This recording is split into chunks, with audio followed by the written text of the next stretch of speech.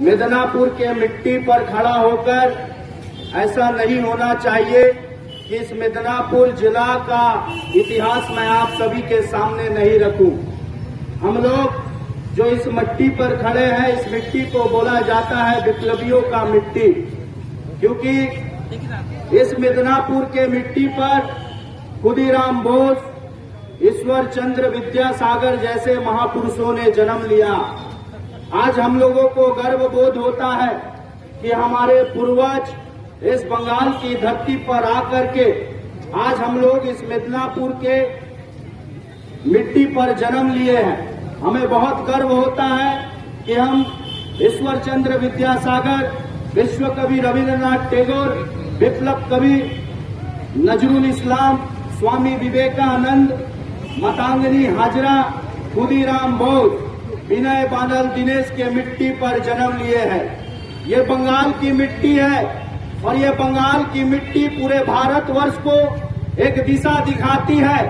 आज भी बंगाल की जननेत्री ममता बनर्जी इस कोरोना के महामारी में भी पूरे देश को, पूरे हिंदुस्तान को एक रास्ता दिखा रही है। आज हम तृणमूल छात्र परिषद करते हैं।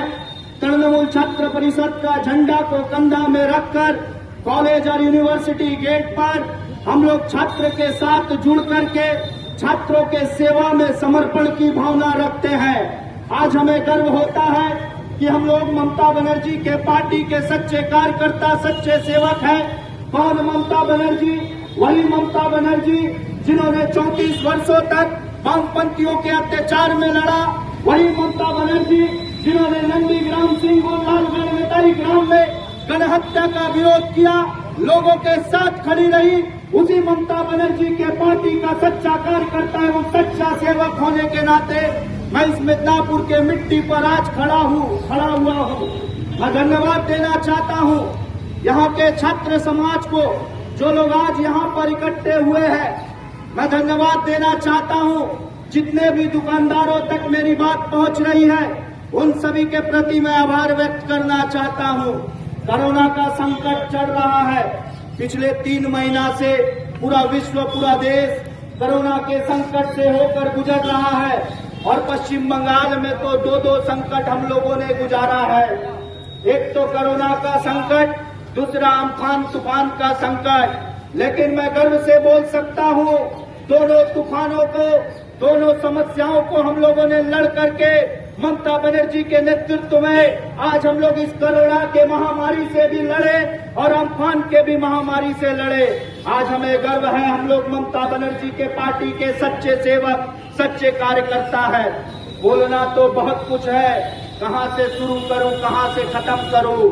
मैं खड़गपुर शहर का रहने वाला हूं। खड़गपुर शहर जो 2016 में हमारे जो मिदनापुर के सांसद है वर्तमान, जिसको हम लोग मामा कहकर पुकारते हैं, जिसको हम लोग दिलू मामा बोलते हैं, उस दिलू मामा को खड़गपुर शहर की जनता ने 2016 साल में जिताया था और विधायक बनाया था। उस खड़गपुर शहर का नागरिक होने के नाते मैं कुछ बात आप सभी के सामने रखना चाहता हूँ। 2016 साल में जनता ने एक इतिहास रचा था। खड़गपुर शहर की जनता ने वहां से विधायक, 50 सालों के विधायक चाचा ज्ञान सिंह सोहनपाल को हरा करके वहां पर दिलू मामा को जिताया था।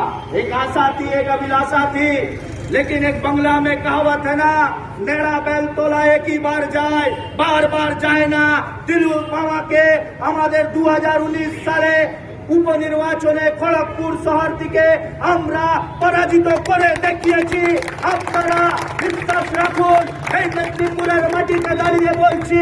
आज बोलिए दिलीप मामा को हम लोगों ने यहाँ से सांसद चुनकर भेजा है, लेकिन मिदनापुर में दिलीप मामा दिखाई नहीं देते हैं। दिलीप मामा कहाँ रहते हैं?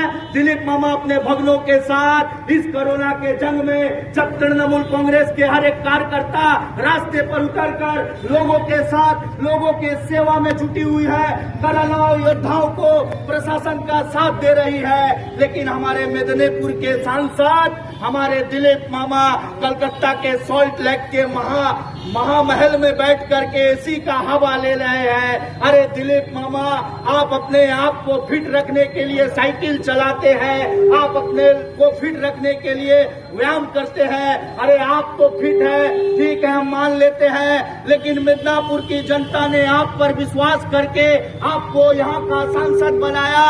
लेकिन आप मिदनीपुर के युवाओं को व्यायाम करने के लिए, मिदनापुर के युवाओं के रोजगार के लिए, मिदनापुर के युवाओं के फिट रखने के लिए आप अपना साइकिल लेकर घूमते हैं, लेकिन एक भी साइकिल आप मिदनापुर जिला के युवाओं को नहीं दिए। लेकिन गर्व है, ममता बनर्जी सबुज साथी प्रकल्प के तहत हमारे बंगाल की कन्याओं को साइकिल दे रही है, हमारे बंगाल की कन्याओं को कन्याश्री प्रकल्प दे रही है। फर्क आप सभी को समझना होगा। ये दिलीप मामा बहनोई बनकर आया मिदनापुर में, और आने वाले लोकसभा चुनाव में 2021 में ही भारतीय जनता पार्टी गुजरात चले जाएगी। बंगाल में उनका कोई जगह नहीं है, क्योंकि बंगाल में ममता बनर्जी है, जिन्होंने 34 वर्षों तक वामपंथियों के अत्याचार के प्रतिवाद में लड़ाई करके बंगाल में विकास के रास्ते पर लेकर जा रही है। आज हम लोग यहाँ पर इकट्ठा हुए हैं, किस लिए इकट्ठा हुए हैं?